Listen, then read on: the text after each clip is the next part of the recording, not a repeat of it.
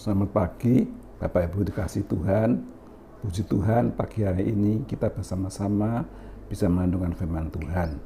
Karena kasih karunia Bapak kita di dalam surga. Sebelumnya kami ajak Bapak Ibu untuk berdoa. Segala puji, hormat, syukur, terima kasih Bapak di dalam surga. Buat kemurahan-Mu dan kasih-Mu pagi hari ini kami dengan tubuh yang sehat bisa merenungkan firman-Mu. Tuhan, urapi firman-Mu dengan kuasa-Mu Tuhan. Supaya semua yang menerima firman Tuhan, yang membawakan firman Tuhan dapat diberkati Tuhan, dan nama Tuhan dipermuliakan. Nama Tuhan Yesus segala doa, haleluya, amin. Selamat pagi Bapak Ibu yang dikasihi Tuhan. Puji Tuhan, dunia dengan segala masalahnya dari hari ke hari, perubahan situasi, perubahan keadaan politik, ekonomi dan sebagainya membuat seseorang itu menjadi bimbang. Seseorang itu kadang-kadang menjadi gelisah, ya, gelisah, khawatir, mau jadi apa ini?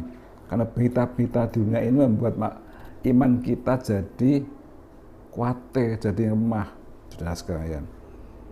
Itulah keadaan dunia. Kalau kita fokus pada keadaan di dunia ini membuat kita jadi khawatir, ya, bimbang, maka hilang segala sukacita kita. Tapi firman Tuhan mengajar bagaimana. Dari surat Yakobus dikatakan firman Tuhan bagaimana. Yakobus pasal 1 ayat ke-6 dikatakan bagaimana Bapak Ibu sekalian. Yakobus pasal 1 ayat kita baca pasal 1 ayat 2 sampai 5. Saudara-saudaraku, anggaplah sebagai suatu kebahagiaan apabila kamu jatuh ke dalam berbagai-bagai pencobaan. Sebab kamu tahu bahwa ujian terhadap imanmu itu menghasilkan ketekunan, dan biar ketekunan itu membawa buah yang matang, supaya kamu menjadi sempurna dan utuh dan tidak berkekurangan suatu apapun. Apabila engkau di antara kamu ada yang berkekurangan hikmat, hendaklah ia memintakan kepada Allah, yang diberikan kepada semua orang dengan murah hati dan dengan tidak membangkit-bangkit, maka hal itu akan diberikan kepadanya. 6. Hendaklah ia meminta dalam iman dan sama sekali jangan bimbang.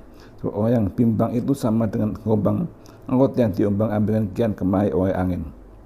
Orang demikian jangan mengira bahwa ia akan menerima sesuatu dari Tuhan. Firman Tuhan ditekankan saudara, hendaklah ia meminta dalam iman dan sama sekali jangan bimbang. Saudara, seringkali kita itu ada masalah itu bimbang. Apa bisa ya terselesaikan? Ya, dipikir oleh kekuatan sendiri, bimbang dan ragu-ragu. Tapi firman mengatakan dan minta dalam iman dan jangan bimbang. Bimbang itu sebagai apa? Sebagai gelombang laut yang diombang-ambingkan oleh angin. Kemana, ke kanan, ke kiri, tidak tahu tujuannya. Saudara, biar kita jangan bimbang dengan hati itu, ya. Biar kita tetap setia, percaya, yakin, kepandang kepada Yesus. Dia yang memimpin kita, memperhatikan kita, saudara, ya. Kalau kita pikir sendiri, melihat sekeliling kita, maka iman kita jadi ciut, maka kita akan jadi takut, semakin khawatir dan sebagainya, ya. Melewati segala badai, segala cobaan yang menimpa sehari-hari kehidupan kita, saudara. Nah itu saudara, mari kita datang kepada Tuhan, ya. Kita bisa mengarahkan pandangan kita hanya kepada Yesus. Jangan kepada situasi, jangan kepada keadaan yang membuat iman kita jadi bimbang, jadi goyang, saudara sekalian, ya. Maka kita harus besar kepada Tuhan saja. Tuhanlah yang memberikan nasihat, Tuhanlah yang menolong kita, saudara sekalian, ya. Jadi biar kita arahkan perhatian kita, pandang kita kepada Tuhan Yesus saja, ya. Arahkan kepada Tuhan dengan tekun, dengan setia, saudara. Jangan dipikir sendiri, tapi harapan kepada Tuhan satu-satunya yang bisa menolong kita, ya. Kalau kita bimbang, maka tidak mendapatkan apa-apa dari Tuhan. Tapi kalau kita mantap melihat pada Tuhan, percaya Tuhan sanggup menolong saya, pasti Tuhan menolong saudara dan saya, ya. Nah, ini penting sekali kita hidup di dalam iman kepada Tuhan saja, ya. Saudara sekalian, Tuhan mengatakan biar kita percaya bahwa Tuhan buka jalan, percaya bahwa pasti mendapatkan pertolongan Tuhan. Jangan ragu-ragu, saudara ya, karena dikatakan firman Tuhan, diberkati orang yang mengandalkan Tuhan, yang berharap kepada Tuhan sepenuhnya, tidak kepada dunia, tidak kepada situasi. Maka Tuhan dengan kuasanya dan kasihnya yang luar biasa bisa menolong saudara dan saya melewati segala masalah yang kita hadapi, saudara sekalian. Maka penting sekali kita yaitu setia menunggu kehadiran Tuhan, menunggu jawaban Tuhan, saudara ya. Jangan kita kesusu-susu, saudara sekalian, tidak merasa aman, tidak ditolong Tuhan, terus mencari jalan pintas yang lain-lain. Jangan. Biar tetap tekun, kata firman Tuhan, engkau tekun di dalam setia kepada Tuhan, pasti Tuhan akan menolong kita.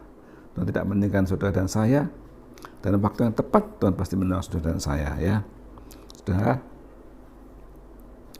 penderitaan itu bisa setahun, seminggu ya, sebulan, asal kita tetap minta kepada Tuhan supaya tetap kuat dalam segala penderitaan, dan sekarang tetap kuat.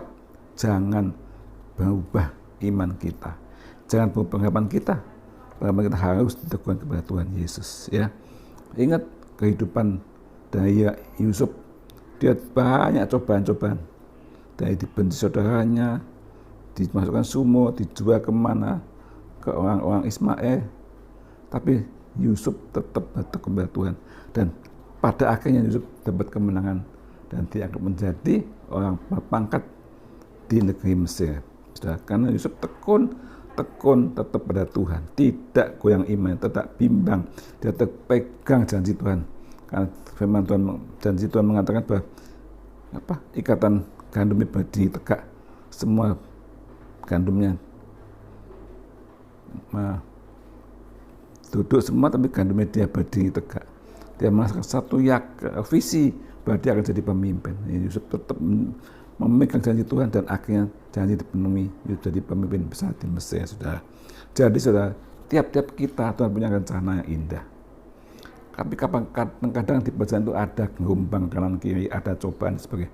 Tapi tetap yakin percaya bahwa Tuhan punya rancangan yang indah buat saudara dan saya. Tidak ada rancangan Tuhan yang jelek, tapi rancangan yang indah bagi setiap orang yang percaya kepadanya. Kita baca satu ayat di dalam Perjanjian Lama, yaitu kitab Yeremia.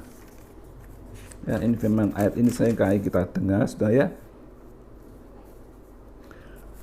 Yeremia 29 ayat 11 mengatakan, sebab aku ini mengetahui rancangan-rancangan apa yang ada padaku mengenai kamu, demikian firman Tuhan, yaitu rancangan damai sejahtera dan bukan kecelakaan, untuk memberi kepadamu hari depan yang penuh harapan. Nah, ini firman Tuhan, saudara. Tuhan berikan rancangan yang indah pada setiap anak-anaknya, pada saudara dan saya ya. Rancangan yang ada damai sejahtera ya. Bukan kecelakaan, tapi rancangan dari depan yang penuh harapan. Saudara dan saya punya rancangan masa depan yang penuh harapan. Asal kita tetap dekat pada Tuhan, tetap beriman, tidak mundur sedikit, tetap setia pada Tuhan. Pada saatnya rencana Tuhan akan digenapi buat saudara dan saya. Dan saudara, jangan bimbang, jangan khawatir. Kita anak Tuhan, hidup kita diberkati dan dipimpin Tuhan. Mungkin menghadapi badai, cobaan, apa-apa, tetap setia, jangan tinggalkan Tuhan. Pasti Tuhan berkati saudara dan saya. Pada akhirnya kita bertemu Tuhan Yesus, diselamatkan bersama-sama dengan anak-anak ketebusan Tuhan. Puji Tuhan, firman Tuhan sampai di sini. Firman Tuhan mengatakan biar kita tetap setia, jangan bimbang dan khawatir, tetap mengharapkan janji-janji Tuhan yang indah bagi saudara dan saya. Amin. Mari kita berdoa. Segala puji syukur terima kasih pada dalam surga, sungguh Tuhan janji-Mu luar biasa.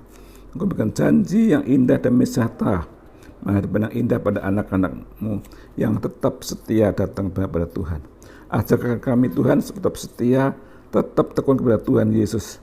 Karena percaya satu kali kami akan dapat kekuatan baru dari Tuhan, dan janji Tuhan digenapi, kami semua dapat satu kekuatan, masa depan yang penuh, yang indah, dan harapan bersama Yesus. Tuhan berkati semua anak-anak-Mu, jadikan setia, tetap mengiring Tuhan, tidak bimbang dan khawatir apapun. Menghadapi segala cobaan karena percaya bahwa Tuhan tidak meninggalkan semua anak-anak-Nya. Dan Tuhan Yesus sekalian doain, haleluya, amin.